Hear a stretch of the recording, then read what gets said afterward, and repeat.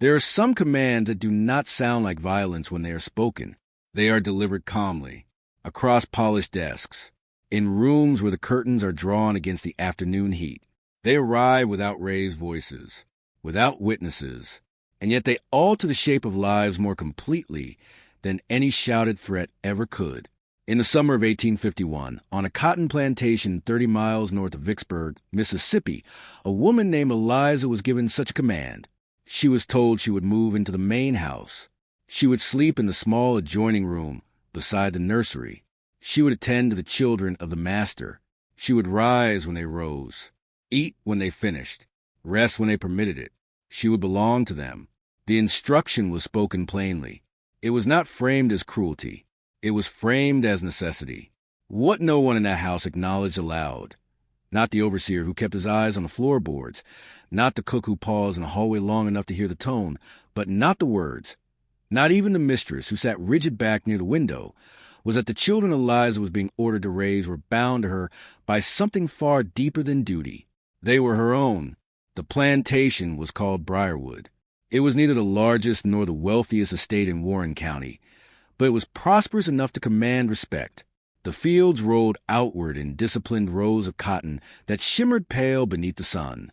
The main house stood on a gentle rise, white columns, high windows, a gallery that wrapped around its front like an embrace that did not quite touch. It had been built to suggest stability. Inside, stability was a more fragile thing.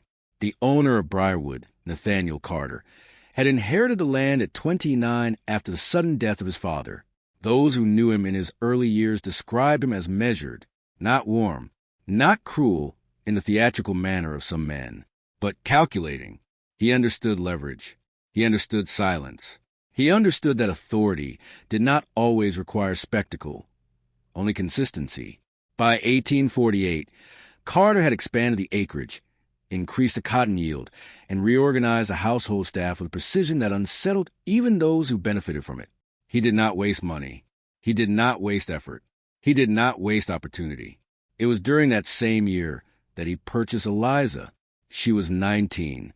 The auction ledger from Jackson described her in language so spare it bordered on indifference. Female, good health, literate, domestic capable. The final detail had been underlined in darker ink. Nathaniel Carter noticed such things.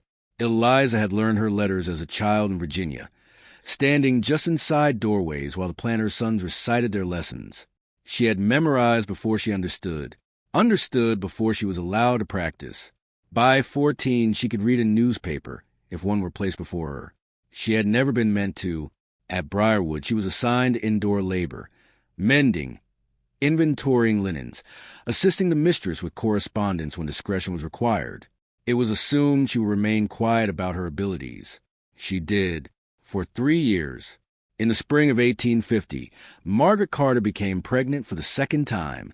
Her first child had not survived infancy. The grief had hollowed the house in a way that no one discussed, but everyone felt. Margaret moved through rooms like someone measuring their edges. Nathaniel responded not with tenderness, but with increased order. Schedules tightened. Expectations sharpened. Hope, in that house, was treated like a fragile investment. Eliza attended Margaret closely during the pregnancy. She fetched water, read aloud when asked, sat through long, silent afternoons when the air felt too heavy to breathe. And sometime during those months, the record never states precisely when the boundary between command and violation dissolved. There is no surviving account in Eliza's own voice. There are no diary entries, no confessions. There are only later testimonies collected years afterward by a traveling Freedmen's Bureau agent who noted, with unusual restraint, that the arrangement between Mr. Carter and the girl Eliza was known within the quarters, but never spoken within the house. Margaret Carter delivered twin boys in October of 1850. One of them died before winter. The other survived. 6 weeks later, in the servants' quarters behind the smokehouse, Eliza delivered twins of her own, a boy and a girl. The births were recorded differently. Margaret's child was entered into the county register with full ceremony. Thomas Carter, lawful son of Nathaniel and Margaret Carter. Eliza's children were not entered at all. For 11 days, The twins remained with her. On the 12th night, Nathaniel Carter came to the quarters after dark. By morning, only one child remained in Eliza's arms. The boy was gone. No explanation was offered. By Sunday, it was quietly understood within the main house that Margaret Carter had been delivered of a second surviving child. A miracle, some said, a blessing after grief. The infant boy now sleeping in the upstairs nursery bore a resemblance that made certain servants avoid looking too long at his face. Margaret did not question the timing. Or if she did not allow the question to settle fully into form. She had her son. That was what mattered. 3 months later, Margaret's health began to fail. It was described as exhaustion, then as nerves, then as a fever that would not break. By early spring, she was dead, and the household, already practiced in silence, adjusted accordingly. On April 17, 1851, Nathaniel Carter summoned Eliza to his study. The room was orderly as always. Ledger books stacked squarely. Windows partially shuttered against glare. He did not invite her to sit. He informed her that she would assume permanent responsibility for the children, both of them. Thomas, the recognized heir of Briarwood, and Caroline, her daughter, who would remain in the quarters but receive improved rations and lighter field assignment when she came of age. The arrangement was described as generosity. Eliza listened. Outside the study window, cotton wagons rolled past in steady rhythm. Nathaniel's final instruction was delivered in the same tone he used to discuss crop rotation. "You will raise them equally," he said. "They are my children." It was not a request. Eliza moved into the main house the following morning. She dressed a boy who carried her blood and another woman's name. She held him when he cried. She sang to him in the quiet hours before dawn. And every night, when the house settled into its layered silence, she returned briefly to the quarters to press her palm against the small back of the daughter who remained legally no one's. 2 children, one acknowledged, one erased, both hers. The years that followed would build a lie into something that resembled truth. But lies constructed carefully enough do not weaken with time. They harden, and when they finally break, they do not crack along gentle lines. They shatter. Children accept the world as it is presented to them. They do not question the architecture of their own lives. They walk its hallways. They memorize its corners. They assume the doors lead exactly where they are meant to lead. Thomas Carter grew up inside the wide, white columns of Briarwood, believing himself secure. He was told who he was before he was old enough to form doubt. He was the son of Nathaniel Carter. He was the heir to the land. He was a continuation of something solid. Eliza raised him with a steadiness that bordered on discipline. She taught him letters before most boys his age were trusted with ink. She corrected his grammar. She insisted on precision in speech. When he asked questions, she answered them carefully, as though every response were a brick being placed into a wall that had a whole weight later. He resembled his father in posture. He resembled Eliza in the eyes. That detail did not go unnoticed. Servants in the quarters learned early not to comment on resemblance. Resemblance was a dangerous subject. It implied lineage. It implied blood. Blood on plantations was a currency no one discussed honestly. Caroline, Eliza's daughter, grew up in the shadow of the main house. She was permitted lighter labor once she reached 12, a quiet concession from Nathaniel that he framed as efficiency rather than mercy. She assisted in the kitchen, later in laundry accounts. She moved easily between spaces, invisible when required, observant always. She and Thomas played together as small children. No one stopped them at first. Children do not understand invisible lines. But by the time Thomas turned 9, boundaries were introduced gently, then firmly. Lessons replaced games. Tutors were hired from town. Caroline's work hours lengthened. Separation was described as natural progression. Eliza felt it as subtraction. Nathaniel Carter watched his son closely as he grew. Thomas possessed intelligence, yes, but also a quiet stubbornness that did not bend easily under correction. He asked questions that were slightly off-center, not defiant, but persistent. "Why does Caroline not eat at the same table?" he asked once, at 10 years old. Nathaniel did not hesitate. "Because the world is arranged in order," he replied, "and we keep it that way." Thomas absorbed the answer. He did not accept it. The first crack in any constructed lie rarely appears dramatic. It appears ordinary. A misplaced document. A misremembered date. A look held 1 second too long. In 1863, the war reached Warren County in ways that could no longer be ignored. Vicksburg fell. Union soldiers passed within sight of Briarwood's outer fields. Cotton shipments halted. Confederate currency thinned into near uselessness. Nathaniel Carter adapted as he always had, calculating, withholding, conserving. But war disrupts more than economy. It disrupts record-keeping. During the winter of 1864, as federal presence strengthened along the river, Nathaniel relocated several household ledgers from a study to a locked chest in the upstairs hallway. The relocation was noticed, not by Thomas, by Caroline. She had been sent to retrieve linens when she saw the chest open, its contents exposed briefly, while Nathaniel sorted through documents with unusual haste. Among them was a folded paper brown at the edges, bearing the seal of Warren County and a date she recognized, October 1850. She did not read it then, but she remembered. Memory is patient. After emancipation in 1865, Briarwood did not dissolve overnight. Nathaniel retained partial control of the land through contractual labor agreements that differed in language but not entirely in effect. Many formerly enslaved families left. Some remained, uncertain where else to go. Eliza remained.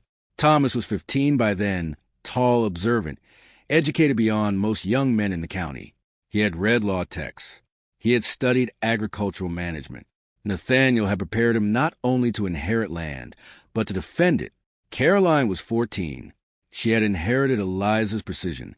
Her reading had been self-taught, reinforced quietly at night under candlelight when scraps of newspaper could be borrowed.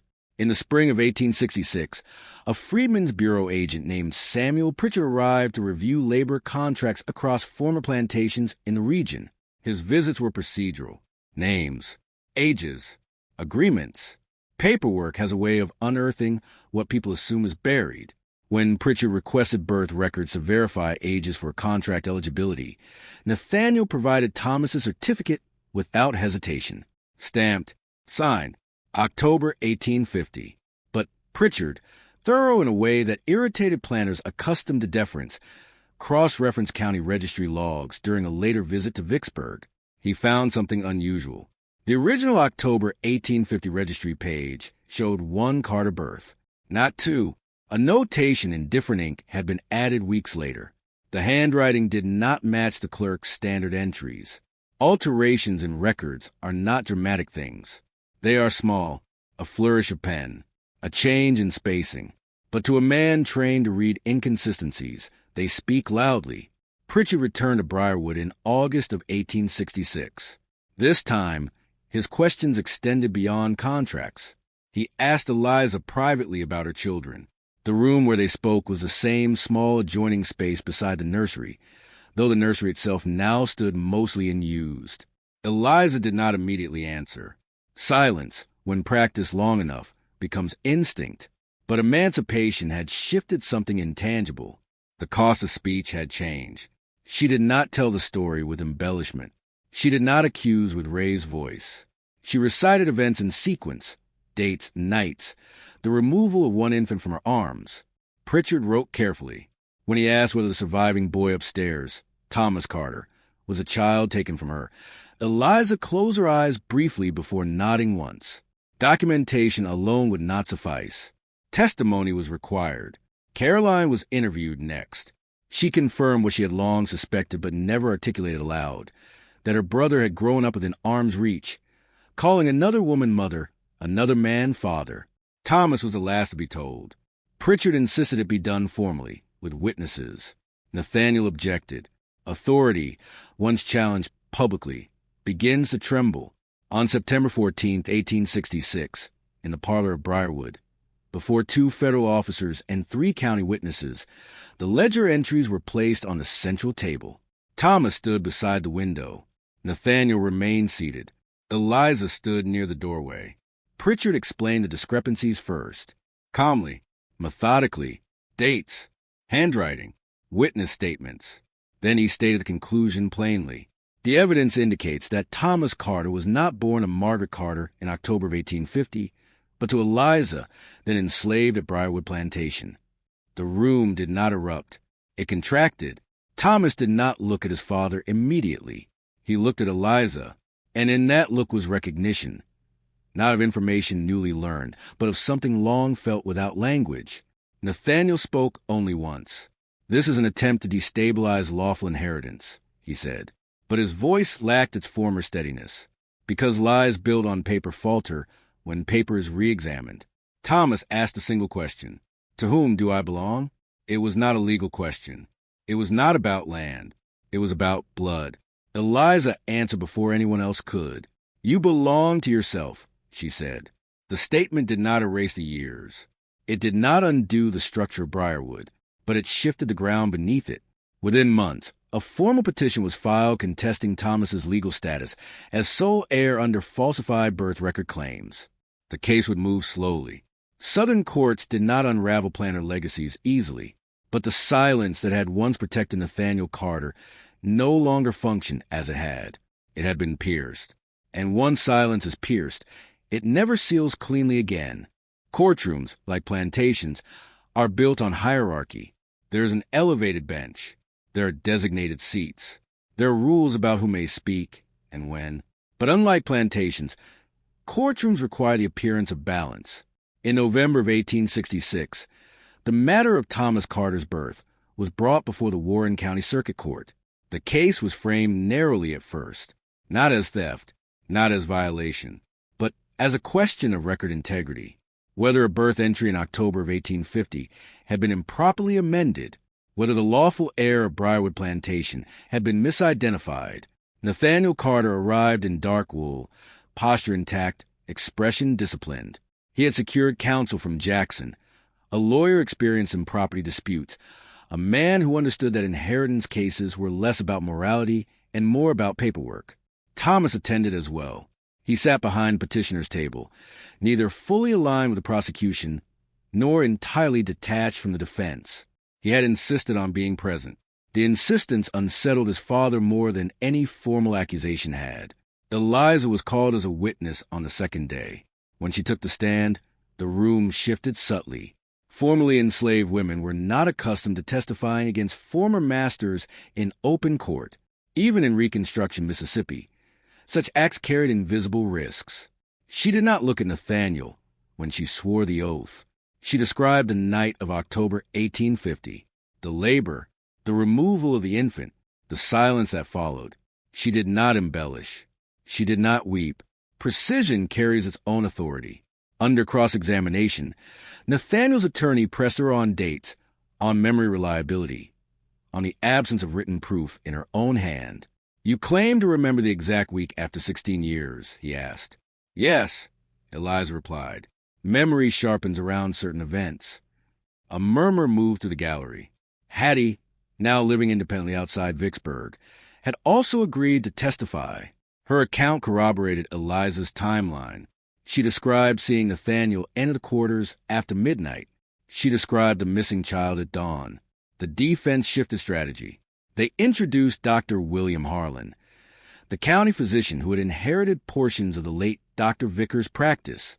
Harlan testified that Margaret Carter's health records were incomplete due to wartime loss of documents.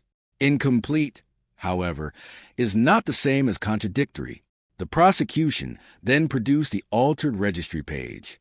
An expert in handwriting comparison, rare but not unheard of even then, pointed out discrepancies between the original clerk's script and the amended entry.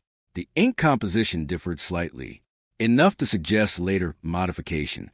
Nathaniel maintained composure throughout, but composure is not the same as control. On the third day, Thomas requested permission to speak. His lawyer hesitated. The judge, after brief deliberation, allowed it. Thomas stood slowly.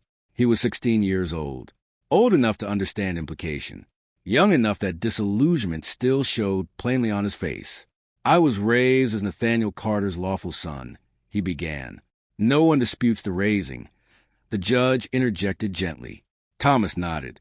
"I was taught that order is the foundation of society, that truth and record are the same thing, that names written in ink define reality. He paused. But if the record was altered, then what foundation remains? The courtroom held its breath. He turned then, not toward the judge, but toward Nathaniel. Did you take me from her? The question was direct, not legal, personal. Nathaniel had prepared arguments for property law. He had prepared for accusations of clerical oversight. He had not prepared for that. Silence lengthened. Judges are accustomed to silence. But this silence felt different. It was the kind that precedes structural collapse. Nathaniel could deny. He could continue the defense strategy. He could allow his attorney to object. Instead, something in his posture shifted, not dramatically, but perceptibly. I acted, he said slowly, in the interest of preserving what was mine. The admission did not arrive as confession.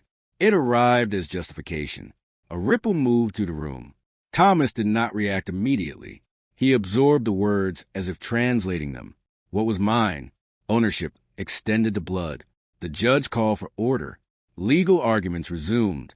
But the emotional verdict had already begun forming in the gallery, in the corridors, in the town beyond the courthouse doors. When the ruling came 2 weeks later, it was cautious.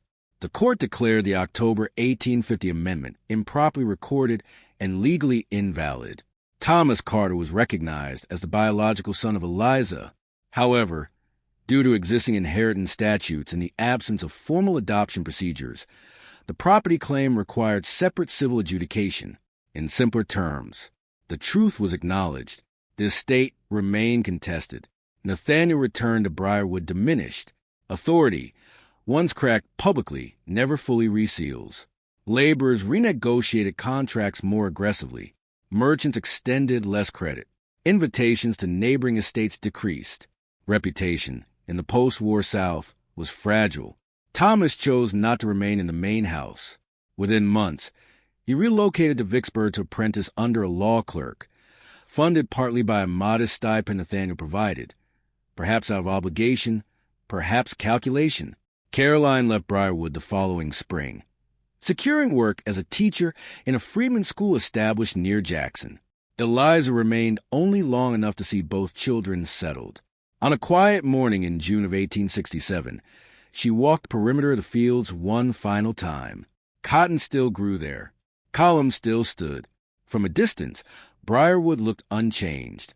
But houses built on silence do not collapse outwardly. They hollow from within. Nathaniel Carter died in 1872. The estate was eventually divided through prolonged litigation and declining yields.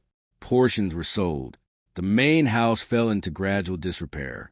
Thomas never reclaimed it. When asked years later why he had not fought more aggressively for ownership, he reportedly answered, "I inherited enough," meaning not land, but knowledge. Caroline kept a small tin box among her papers until her death. Inside it was a copy of the corrected court ruling, folded along the center crease, ink slightly faded. At the bottom of the document, beneath official seals and signatures, was a single handwritten note in Eliza's careful script. You belong to yourself. Truth does not always restore what was taken. It does not return lost years. It does not undo the architecture of harm. But when it finally surfaces, it rearranges the ground on which everyone stands. And sometimes that rearrangement is the only inheritance that matters.